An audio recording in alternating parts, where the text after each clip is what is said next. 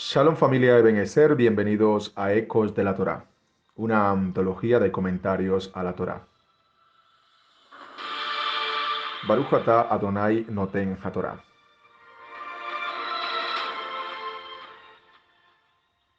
Vamos a entrar al comentario número 2 de la parashá Sab. Estamos en el capítulo 6, versículo 3 de Levíticos, Vayikra. Diariamente que un sacerdote se vista con su vestimenta de lino y sus pantalones de lino, y que aparte un poco de las cenizas de las ofrendas que el fuego haya consumido como ofrenda olá sobre el altar, y que las deposite al lado este del altar. Se trata de la limpieza del altar, operación efectuada diariamente todas las mañanas, al principio del servicio divino del templo. Los sabios han llegado a la conclusión que le corresponde a todo israelita comenzar su servicio divino diario por los cuidados higiénicos llevados a su cuerpo. Eso es por lo que las primeras verajot de la oración matinal son consagradas al lavado de las manos y la evacuación de los residuos de la digestión. Asher Yatzar Begomer. La comparación se extiende igualmente al hecho de que la recogida de la ceniza se efectuaba en la semioscuridad y con la más grande discreción. Concluye el Tratado de Tamid 28b. El Pasuk describe cómo cada mañana antes del amanecer en el tabernáculo o el Mikdash, uno de los Kohanim perfectamente ataviado de lino debía retirar las cenizas que se habían acumulado en el altar de los sacrificios durante la noche. Uno podría pensar que para un trabajo tan simple o quizás degradante que se asemeja casi al trabajo de un conserje sería sumamente difícil encontrar quien lo realizase. En la actualidad nos rige lamentablemente un sistema de valores algo complejo, ya que solemos juzgar a la gente de acuerdo a su profesión, por su influyentismo o por su posición económica.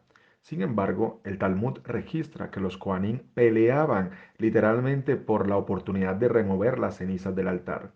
Ellos entendían que limpiar los desechos divinos, entre comillas, por decirlo así, era un gran honor. Incluso hacían una carrera por la rampa del altar para ver quién las sacaba primero. Esto ilustra el gran deseo de los Kohanim de servir a Dios. Ellos literalmente se peleaban para limpiar aquel espacio. El Talmud continúa describiendo que cierta vez dos Kohanim corrieron por el arpa y uno de ellos empujó al otro provocando que éste cayera y se rompiera su pierna. Esos incidentes eran frecuentes, lo cual obligó a la corte a establecer un sistema de lotería más pacífico para decidir qué Cohen sacaría las cenizas de la mañana. Por un lado, el entusiasmo de los Kohanim era sin duda loable, pero por el otro lado, el modo en el que ese entusiasmo se expresaba representaba una deshonra del templo sagrado de Dios. Existe un principio en el judaísmo denominado Derek Eret Katmalah Torah, que significa el buen comportamiento es un prerequisito para la Torah. Es inaceptable que alguien sea grosero con otros y afirme ser un devoto servidor de Hashem. La lección de todo esto es juzga por lo que honestamente consideras bueno y hazlo sin importar lo indecoroso o desagradable que parezca ante los ojos ajenos, porque a la larga eso es digno de alabar.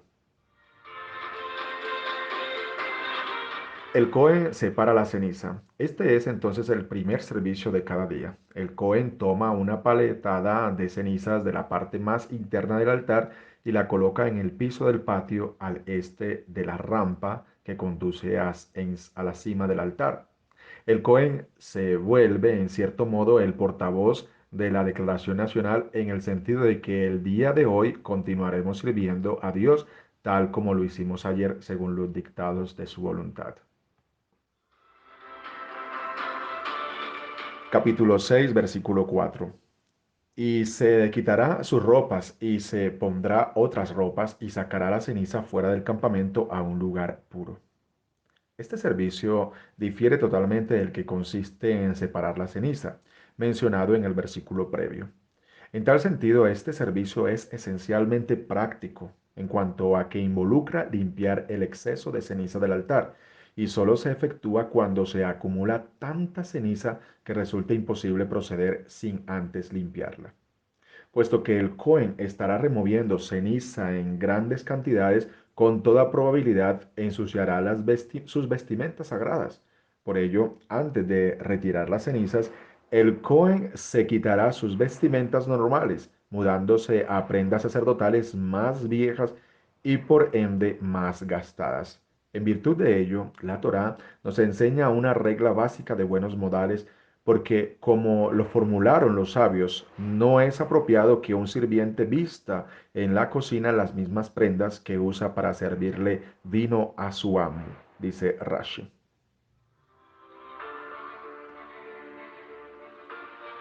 A partir de ello aprendemos entonces la importancia de ponernos nuestras mejores galas en honor de Shabbat, luego de haber usado otras ropas para los quehaceres domésticos en preparación para el día santo, dice el Tratado de Shabbat 114a. Capítulo 6, versículo 5.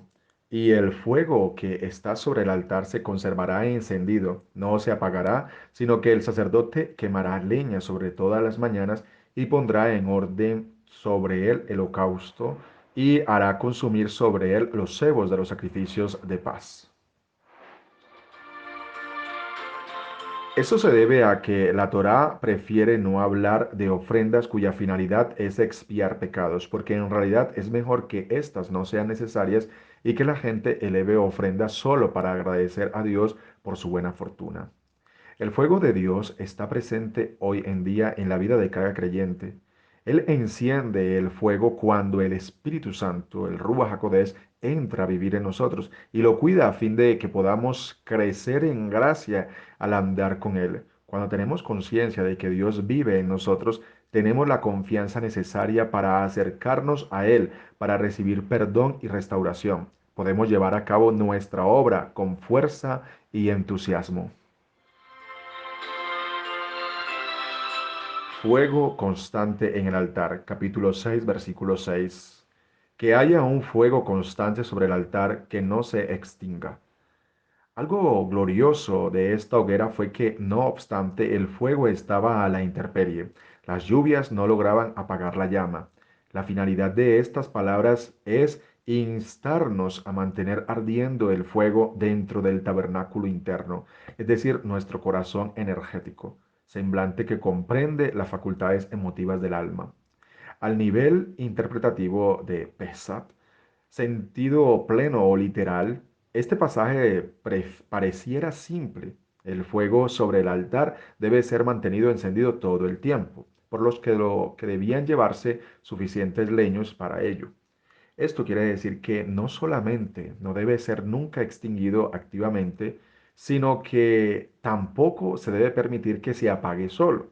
Cada mañana los Kohanim deben reponer las leñas sobre el altar y mantener el fuego encendido y nunca debe permitirse que se apague. Era el fuego de Elohim, que no se debería extinguir. ¿Qué tiene de importante entonces el fuego? ¿Por qué no volver a encenderlo cada mañana si llegara a apagarse? ¿Por qué tanto énfasis en que el fuego del altar debe ser perpetuo? Distintos comentaristas judíos llegan a la conclusión de que el fuego representa algo que tiene que ver con el juicio de Dios.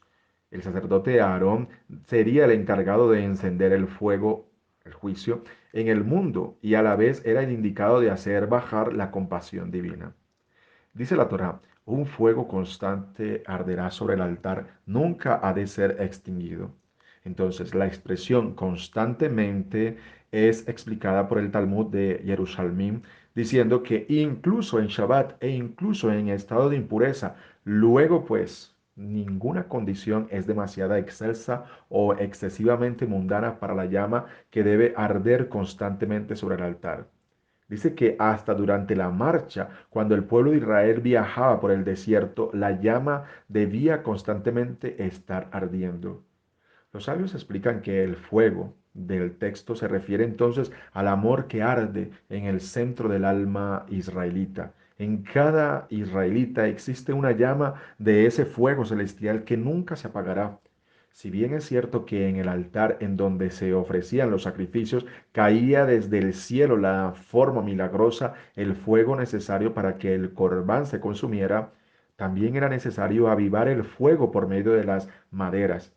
Debemos aprender entonces en forma similar que el Hijo de Israel que cumple con una misbah lo debe hacer con entusiasmo y entrega.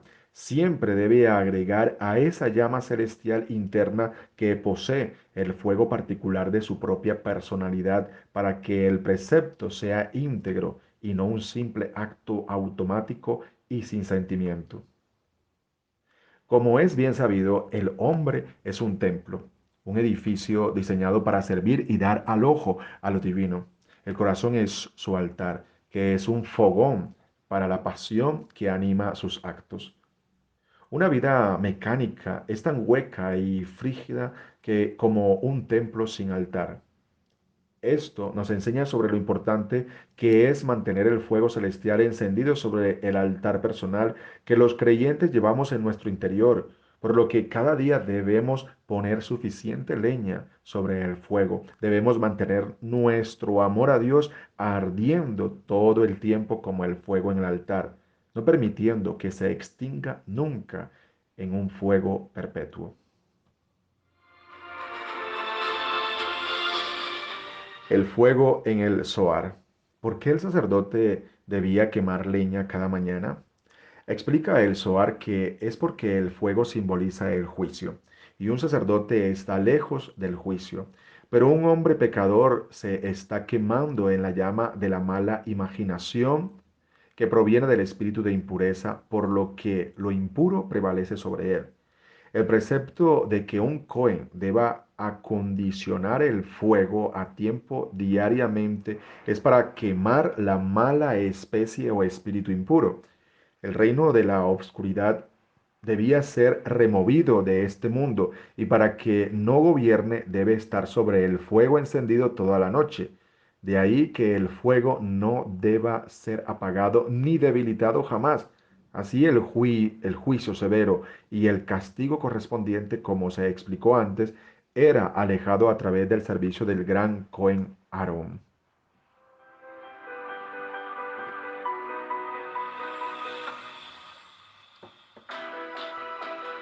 Capítulo 6, versículo 10. No deberá hornearse ni siquiera el remanente con levadura. Es la parte que les corresponde a ellos de mis ofrendas de fuego. Es lo más sagrado como la ofrenda Hatat por la falta y como la ofrenda Asham por la culpa.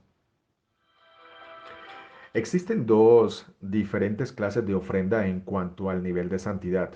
Las denominadas santísimas, Kodesh, Kodashim, o las menos sagradas llamadas Kodashim Kalim.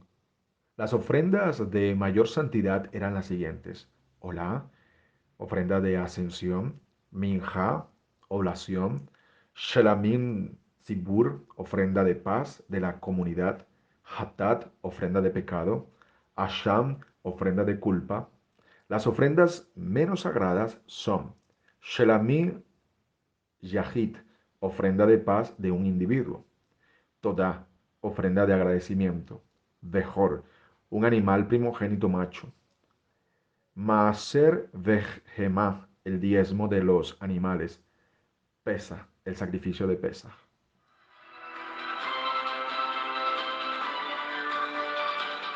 Los korbanot de alto nivel de santidad solo podían ser ingeridos por los sacerdotes varones en el área del atrio del tabernáculo o el templo. Estos animales debían ser sacrificados en el lado norte del altar. Los sacrificios de menor santidad podían ser comidos en el atrio del templo o dentro de las murallas de Jerusalén por los sacerdotes y sus familias. Esos animales podían ser sacrificados en cualquier lugar dentro del atrio. El resto de la ofrenda de paz individual y el sacrificio de pesa podía ser consumidos dentro de las murallas de la ciudad santa por todos los israelitas, hombres, mujeres y niños que estaban ritualmente puros. Abarbanel explica el motivo por el cual los Kohanim no deben permitir que su propia parte leude. El resto del versículo afirma, pues como la parte de ellos la he presentado de mis ofrendas ígneas, lo que implica que un Cohen que la consume es comparable al altar. El que proporciona expiación cuando las ofrendas se elevan en humo, en consecuencia, cuando los Kohanim comen su parte de la ofrenda farinacea, deben participar de las restricciones que aplican al altar mismo, pues de la misma manera que la harina leudada no puede ser consumida por el altar, como lo hemos visto en el capítulo 2, versículo 11, tampoco puede ser consumida por los Kohanim. Capítulo 6, versículo 11. Y todo varón de los hijos de Aarón comerá de ello, estatuto perpetuo es para vuestras generaciones. Sobre las ofrendas de fuego del Eterno, todo cuanto las toque será sagrado como ellas. Y todos los que las toquen se santificará. Si un alimento o recipiente toca las ofrendas farináceas de tal manera que pueda absorber su sabor, aquel deberá ser tratado con todo el rigor legal alágico de dichas ofrendas. Es decir, ese alimento deberá ser comido dentro del plazo y en el lugar que se prescriben para el consumo de las mismas, dice Rashi. Esta ley está basada en el principio de que tanto alimentos como recipientes pueden absorber partículas de sabor. Así, por ejemplo, está prohibido cocinar carne en un utensilio lácteo y se suele considerar a los alimentos parve neutros, ni lácteos ni cárnicos, cocinados en aquel como si fueran lácteos, puesto que absorben el sabor lácteo. Ahora, los versículos 12 al 16, la ofrenda farinacea sacerdotal. Esta ofrenda farinacea se eleva en tres ocasiones. Cada Cohen debe ofrecerla por lo menos una vez en su vida. La primera vez que oficia en el templo, el Cohen Gadol debe ofrendarla como recibe la investidura o cuando se recibió la investidura de su puesto y asimismo todos los días mientras permanezca en el mismo.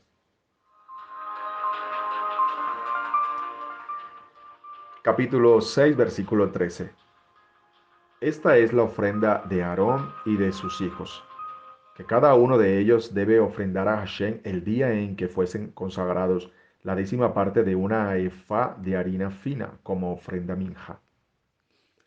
Día a día, la mitad de esta cantidad por la mañana y la otra por la tarde. Los mismos Kohanim debían llevar a sus propias ofrendas. Estas se llamaban ofrendas continuas. Una mitad de la ofrenda se entregaba por la mañana y la otra mitad por la tarde. El Kohen Gadol, sumo sacerdote, se encargaba de ofrecerla en lugar de ellos. Este adjetivo permanente solo aplica entonces a la del Kohen Gadol, la que se trata sobre los días y es por descrita como permanente. Pero otros Kohanim traen ofrendas únicamente una vez en la vida, en el primer día de su servicio, dice Rashi. Capítulo 6, versículo 15. Y el sacerdote que de entre sus hijos fuere ungido en su lugar, la ofrecerá, ese estatuto perpetuo del Eterno, será totalmente consumida. Este versículo solo refiere a un Cohen Gadol, quien es ungido cuando recibe la investidura de su puesto en tanto sucesor de Aarón. Una vez que es investido en su puesto, realiza esta ofrenda todos los días que detente su cargo. De tal manera, el primer día que oficie, el nuevo Cohen Gadol traerá esta ofrenda dos veces, una para inaugurar su servicio y otra como ofrenda diaria de Cohen Gadol. En efecto, si nunca hubiera oficiado en el templo, ni siquiera como Cohen común, traería esta ofrenda tres veces en su primer día en el puesto, dice el Tratado de Menavidot 78a. Haciendo que se eleve completamente en humo, al repetir esta ley, el versículo 16 la amplía a las más ofrendas farináceas ordinarias de los Kohanim, ya sea que se ofrenden en forma voluntaria o para expiar pecados, dice Rashi. Así pues, todas las ofrendas fariseas de los Kohanim son quemadas en el altar. Los versículos 17 al 23, ofrendas por pecado. Este pasaje sirve como complemento para las leyes de las ofrendas por pecado que fueron dictadas en el capítulo 4. Capítulo 6, versículo 18. Habla a Aarón y a sus hijos y diles, esta es la ley de las ofrendas por el pecado. En el lugar donde se degüella el holocausto, será degollada la ofrenda por el pecado. Delante del Eterno, cosa santísima es ella. La Torá nos dice que la ofrenda por pecado debe ser degollada en el mismo lugar que la ofrenda de elevación. Al optar por un circunloquio para informarnos del lugar de su degüello, la Torá alude a una de las causas subyacentes del pecar humano. Una ofrenda de elevación es degollada en el safón, parte norte del patio, mas el vocablo puede asimismo ser leído como safún, oculto, debido a que frecuentemente se trae una ofrenda de elevación por pensamientos ocultos del corazón. Y aunque una ofrenda por pecados se trae para expiar por pecados involuntarios, mas no por pensamientos, la Torá lo compara a esta ofrenda de elevación, la que sí puede ser traída para expiar por pensamientos pecaminosos. Porque nadie se descuida en el vacío. Si alguien peca por equivocación, podemos estar seguros de que su acción estuvo precedida por pensamientos y deseos pecaminosos, dice Abnei Nezer. Capítulo 6, versículo 20. Toda cosa que tocare la carne de esta ofrenda será como ella, y si salpicase de su sangre sobre ropa, aquella parte que fue salpicada lavarás en lugar sagrado. Todo aquello que toque, tal y como en el versículo 11, es de contacto y involucra la absorción del sabor de la ofrenda por pecado, señala Rashi. Todo sobre lo cual rociare. Solo debe lavarse entonces el área tocada por la sangre y no toda la vestimenta, también concluye Rashi. Versículo 21. Y si fuere cocida en vasija de barro, será quebrada, y si fuere cocida en vasija de cobre, ésta será escaldada y enjuagada con agua. Este versículo contiene dos principios de las reglas generales de Agalat Kelim, cacherización, es decir, expurgación de utensilios. El principio general es que si un recipiente absorbe el sabor de alimentos no kasher o de alimentos santificados cuyo usufructo general está prohibido debido a su santidad, el recipiente adquiere la condición alágica del alimento absorbido. Pero si las partículas prohibidas pueden ser eliminadas de las paredes del recipiente, el mismo puede ser kasherizado, permitiéndose así su posterior uso. Como lo indica nuestro versículo, es posible expurgar las partículas de sabor absorbidas en utensilios de barro y por ello no hay manera de permitir su uso en tal circunstancia. Mas, por otra parte, los utensilios de metal sí pueden ser expurgados del sabor absorbido por medio de los procedimientos expuestos en el Sulhan Aruch, por lo que en efecto puede volver a ser permitidos.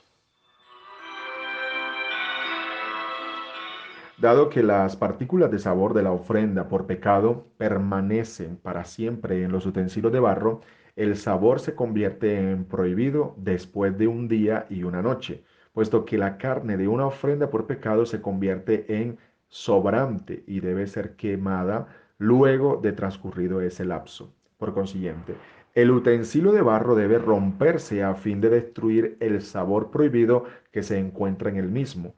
Esta regla no solo se aplica a la ofrenda por pecado de nuestro versículo, sino a todas las ofrendas, dice Rashi.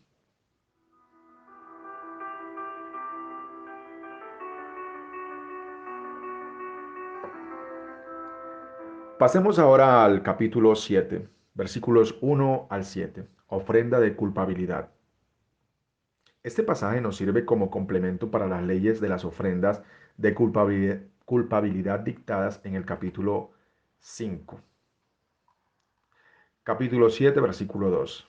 En el lugar donde degüelle el holocausto, degollarán la ofrenda por la culpa y su sangre la rociará el sacerdote sobre el altar alrededor. En contraste con el resto del pasaje, está en singular. Este verbo está en plural para enseñar que el degüello, en contraposición con el otro servicio, puede ser realizado por muchas clases de personas. Por ejemplo, mujeres, prosélitos y siervos gentiles de judíos y no solamente por los Kohanim, dice la cifra. Ahora, los versículos 8 al 10, diferentes regalos al Cohen. Estos versículos amplían la regla de que las partes de las ofrendas que son para los Kohanim son divididas entre todos los que estaban en el templo y eran aptos para realizar el servicio, y no solo para quienes efectivamente lo realizaban. Capítulo 7, versículo 8. Y en cuanto al sacerdote que presentare el holocausto de alguien, el cuero del holocausto ofrecido será para él. La ofrenda de elevación de la persona. Los sabios entienden que este término enfatizaba pertenencia. Los Kohanim recibían el muslo solo si la ofrenda pertenecía a una persona, es decir, que a su dueño se le acredita haberla ofrendado. No obstante, si una ofrenda es invalidada de tal modo que sus partes sacrificiales no pueden ser colocadas en el altar, los Kohanim tampoco se reparten el cuero del animal, dice el Tratado de Shebahim 103a. Está prohibido que un Cohen le diga a otro, toma mi parte de esta ofrenda y yo tomaré tu parte de la próxima, para que cada cual tenga una porción grande en vez de dos pequeñas. Estos canjes están prohibidos porque esa carne no es de propiedad del Cohen para hacer lo que le plazca, sino de Dios, dice el Tratado de Kiddushin 53b. Además, la expiación que se efectúa para el dueño se lleva a cabo en la parte por el hecho de que los servicios de Dios comen de esa carne. Mas, ¿quiénes podría decir cuál Cohen, por medio de consumir la carne, traerá gran mérito para el dueño? Por ello, resulta importante que todos los Kohanim compartan de todas las ofrendas, concluye el Midrash Hagadol. Para el Cohen que la ofrezca, capítulo 7, versículo 9 y 10. También la parte que no se quema de toda la ofrenda minja que sea horneada y toda aquella que fuese hecha en olla o en sartén deberá ser entregada a cualquier sacerdote apto para hacer la ofrenda.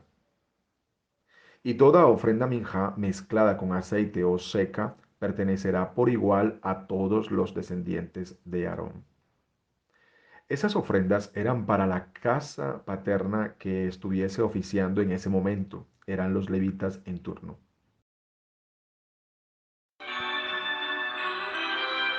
Versículos 11 al 17. Ofrenda por agradecimiento.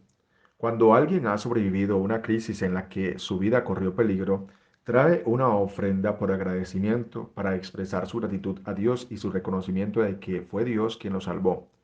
A partir del Salmo 107, el himno de agradecimiento de David, los sabios en el Tratado de Berajot 54b derivaron que hay cuatro clases de personas que deben traer esta ofrenda: quienes libraron sanos y salvos una travesía por el desierto o cualquier otra de riesgo potencial, un cautiverio peligroso, una clase de enfermedad grave o un viaje por el mar.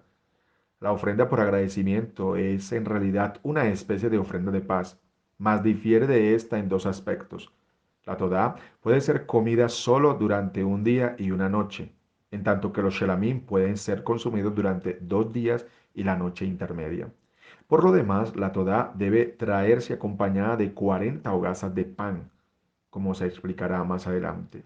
No obstante estas diferencias, muchas de las leyes de ambas ofrendas se derivan las unas de las otras. Versículo 11 y 12. Esta es la ley de la ofrenda Shelamim, sacrificio de paz, que se ofrenda a Hashem.